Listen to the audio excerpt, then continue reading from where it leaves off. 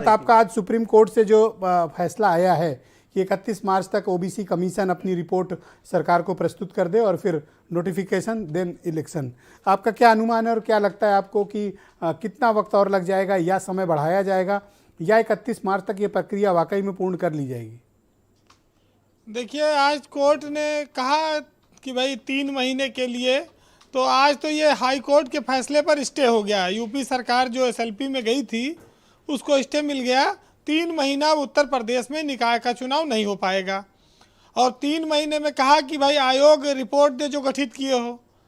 अब आयोग के सामने संकट यह है कि 3 महीने में वो रिपोर्ट दे पाएगा कि नहीं ओबीसी आरक्षण पर, क्योंकि जब ओबीसी आयोग गठित हुआ तो उसके चेयरमैन ने कहा कि भाई हर 75 जिला में जाने के लिए समय चाहिए, 6 महीना तो लगेगा ही। अब अगर 3 महीने में रिपोर्ट ब्रजेश जी ली जा रही है तो फिर वही सरकारी बाबू रिपोर्ट देंगे, वही डीएम, वही बाबू, वही अपना इकट्ठा करके आयोग सौंप देगा रिपोर्ट। जैसा सरकार चाहेगी वैसा रिपोर्ट आ जाएगी। और 3 महीना में कौन जांच हो पाएगी? तो ये तो हर आदमी जानता है।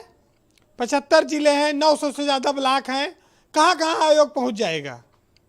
कितना संसाधन रात दिन काम करे तब नहीं कर पाएगा।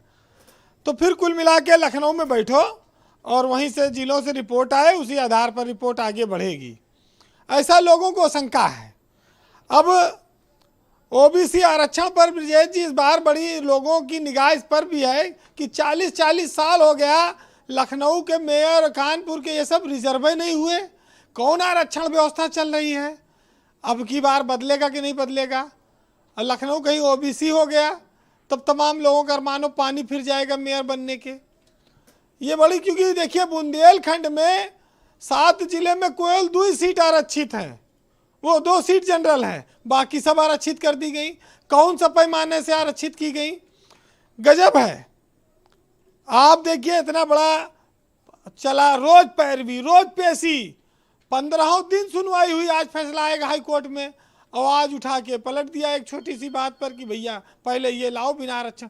तो क्या आरक्षण तो संवैधानिक व्यवस्था है, जब तक कॉन्स्टिट्यूशन में है तब तक उस आधार पे होना भी चाहिए, कोई बुराई नहीं है। और बिना आरक्षण के कैसे चुनाव होगा, ये तो कल्पना ही नहीं की जा सकती थी और ना कोई सरकार कराएगी इसको। या तो आरक्षण खत्म कर दें, हर सीट जनरल के लिए कर दें। आरक्षण मतलब यही है कि भाई जहाँ दलित के लिए रिजर्व है वहाँ दलित लड़े, नहीं सवर्ण आदमी, पैसे वाला आदमी जाके उस सीट पे कब्जा कर लेगा, संसाधन संपन्न आदमी। तो इसीलिए बनाया गया ओबीसी और एससी के लिए आज। लेकिन उधर चंपत राय ने कह दिया कि राहुल गांधी के टी शर्ट में चिप लगी हुई है, उसमें गर्मी निकलती है और वो सर्दी नहीं लगती उनको। वो देश का नौजवान यात्रा कर रहा है सड़क पर, ये बीजेपी, विश्व हिंदू परिषद, इस सब में कोई विरोधाभासी बयान आ गया, इधर एक हवा और चल गई। आप देखिए क्या क्या होता है। आज ओबीसी के बवाल ने ये संभावना बना दी कि केंद्रीय मंत्रिमंडल में भी संभावना चर्चा होने लगी, भाई विस्तार हो और यूपी के और देश के कुछ ओबीसी लीडरों को वहाँ जगह दी जाए। कई सारी चीज़ें बदलने वाली है ब्रजेश जी, क्योंकि ओबीसी प्रकरण पर सरकार को विपक्ष ने बड़ा घेरा, खास तौर से समाजवादी पार्टी और अखिलेश यादव की पार्टी, क्योंकि वो बड़े विपक्ष हैं। और ये 3 महीने का एक मौका भी है अखिलेश यादव और उनकी पार्टी के लिए, तैयारी कर लें। कांग्रेस भी कर ले और बसपा का तो तैयारी हरदम रहती, उनके पास तो व्यवस्था दूसरी है।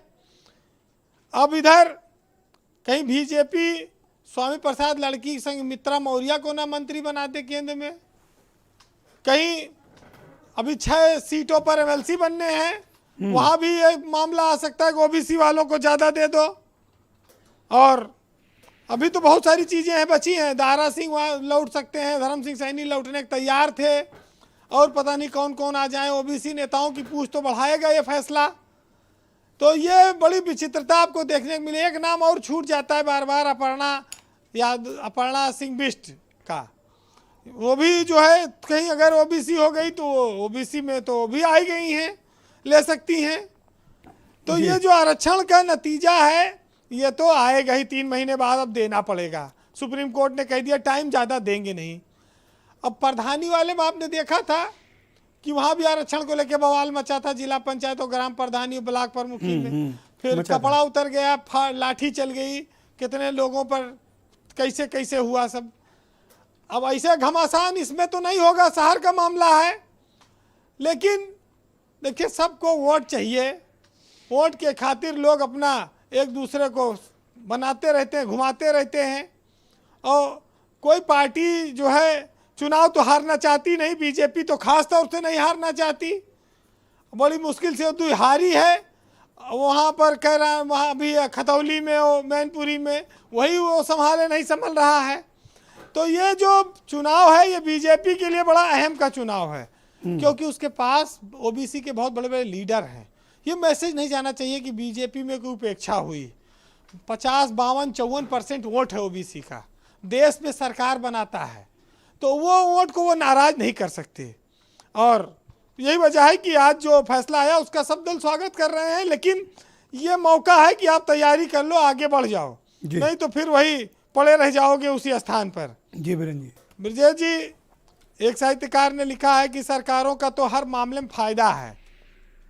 वही मैंने कहा ना कि भाई जीत गए तो वाह वाह और हार गए तो अपील वाला। भाई चुनाव जीत गए तो कहीं वो बातें जुमला थी, और चुनाव से पहले बड़े बड़े ख्वाब दिखाएंगे तो कहेंगे वो रेवड़ी बांट रहे हैं, वो कहेंगे कि तमाम सारे आरोप। देखिए एक साहित्यकार ने लिखा है कि ये सियासत के चश्मे कुछ धुंधले हो गए और चुनावी वादे आजकल फिर जुमले हो गए। और सियासत इस कदर आवाम पर एहसान करती है, पहले आंखें छीन लेती है, फिर चश्मे दान करती है। अरुण राजभर मुझे मैसेज कर रहे हैं कि आज बीरेन जी पीला वाला जैकेट पहने हैं, हमारा वाला। अरुण जी की पार्टी उत्तर प्रदेश में कांग्रेस और बसपा से बड़ी मैसेज किया पार्टी मुझे कि मानती पूछा है जाए आपसे अपने आप को। जी। तो ये उनके लिए अच्छी बात है। पीला रंग प्रतीक है बसंत का, आ रहा है, सरसों के फूल खेतों में लगे हैं, सब खेत राजभर जी के हैं। थैंक यू वीरेन जी, शुक्रिया, बहुत बहुत धन्यवाद। मैं सुचि विश्वास जी को आमंत्रित करता हूं, उत्तर प्रदेश में कांग्रेस कमेटी की प्रवक्ता।